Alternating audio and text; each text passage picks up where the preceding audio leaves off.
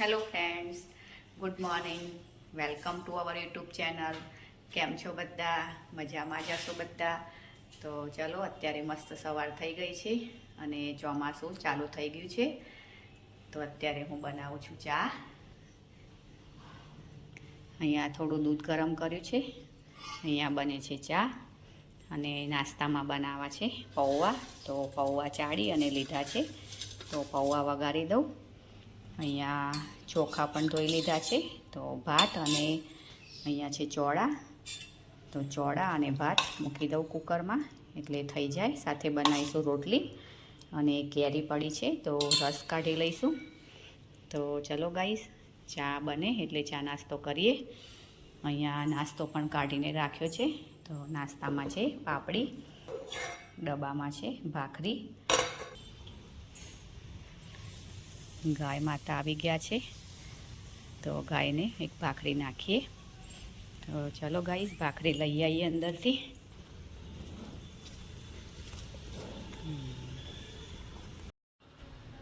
હા તો ગાઈસ, રોટલી કરી લીધી અને કુકર પણ થઈ ગયું. તો ચોરા અને ભાત, તો ચોરા પણ મસ્ત બફાઈ ગયા છે.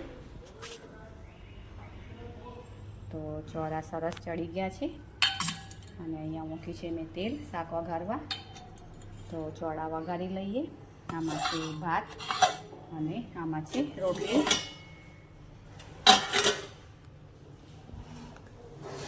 તો ચાલો ફ્રેન્ડ્સ, હવે શાકનો વઘાર કરી લઉં અને પછી રસોઈ બની જાય એટલે શાક થઈ જાય અને પછી જમવાનું જમી લઈએ.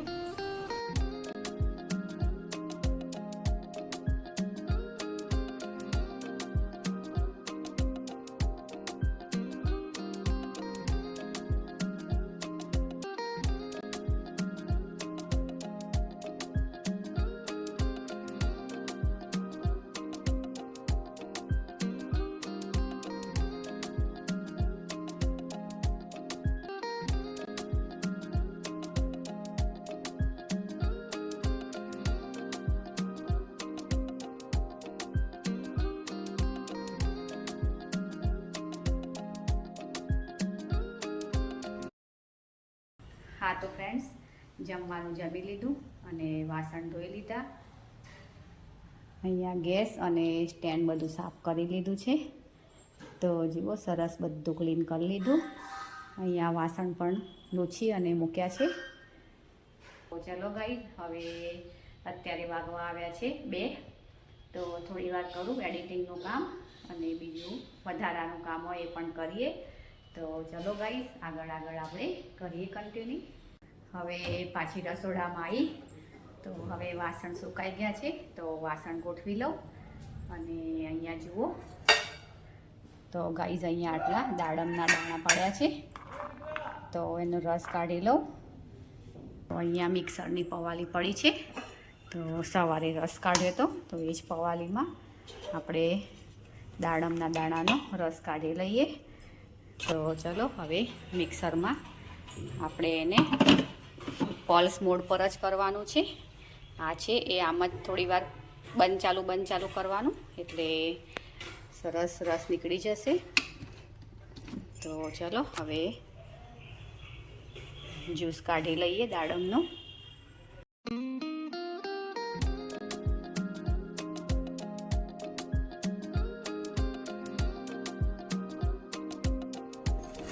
હા તો ફ્રેન્ડ્સ, આ રીતે મેં દાડમના દાણા ક્રશ કરી લીધા છે. હવે આપણે એને ગાળી લઈશું. તો આપણી જોડે જ્યુસર મશીન ના હોય તો આ રીતે જ્યુસ કાઢી દઈએ તો સરસ નીકળી જાય છે.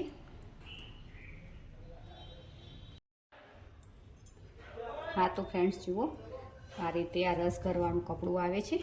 એમાં ફક્ત 2 મિનિટમાં જ રસ નીકળી જાય છે.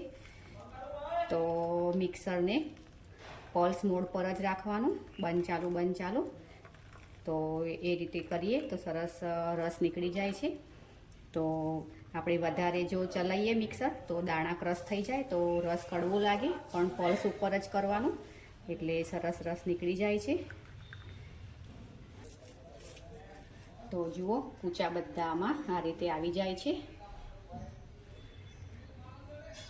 તો ફટાફટ રસ નીકળી જાય છે. આ રીતે જરા પણ વાર નથી લાગતી. અને ટેસ્ટમાં પણ સરસ લાગે છે. હું તમને ગ્લાસમાં કાઢી અને બતાવું રસ.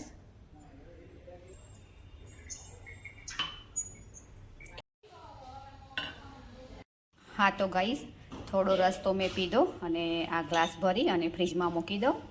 તો કાચના ગ્લાસમાં ભરીએ તો બગડે પણ નહીં અને એવું ને એવું જ રહે છે. તો હમણાં નિહાળના પપ્પા આવશે એટલે એમના માટે રાખું છું, તો ફ્રીજમાં મૂકી દઉં ઢાંકીને.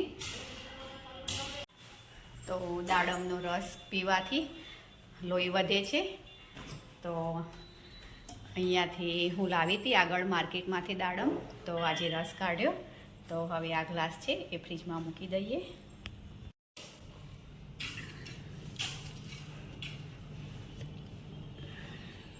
હા તો ગાઈસ, અત્યારે શાક બનાવું છું વડિયો બેસણનું. તો અહીંયા મેં લીધું છે બેસણ. તો આમાં મસાલો બધો નાખી દીધો છે. તો જુઓ ગાઈસ, અત્યારે મેં આટલું બેસણ લીધું છે. તો એમાં મરચું, હળદર, ધાણા જીરું અને મીઠું નાખ્યું છે. તો હવે આપણે એનું બેટર કરી દઈએ બેસણનું. હા તો ગાઈસ, આ બેસણ ઓગાળી અને મેં તૈયાર કરી દીધું છે. અને આમાં થોડુંક જ બેસણ લેવાનું, 2 ચમચી જેટલું જ. તો મસ્ત શાક બને છે. અને અહીંયા છે વડિયો. તો વડિયો હવે થોડી ભાગી અને એનો થોડો ભૂકો કરી લઈએ વાટકીથી.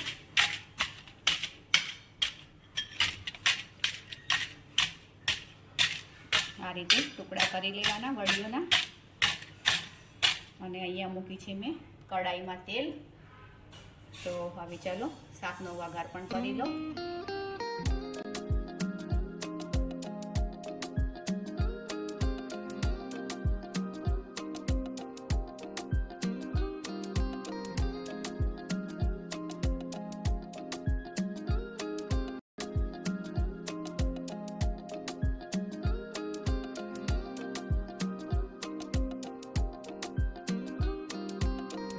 હા તો ગાઈસ, મસ્ત શાક બની ગયું છે વડિયો બેસણનું. તો ચલો હવે ધાણા નાખી દઈએ શાકમાં. તો જુઓ, મસ્ત શાક બની ગયું છે.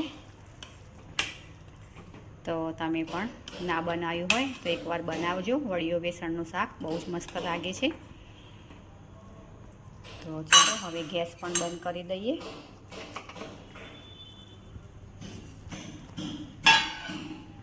હા તો ગાઈસ, જમવાનું લઈ લીધું છે, શાક અને ભાખરી.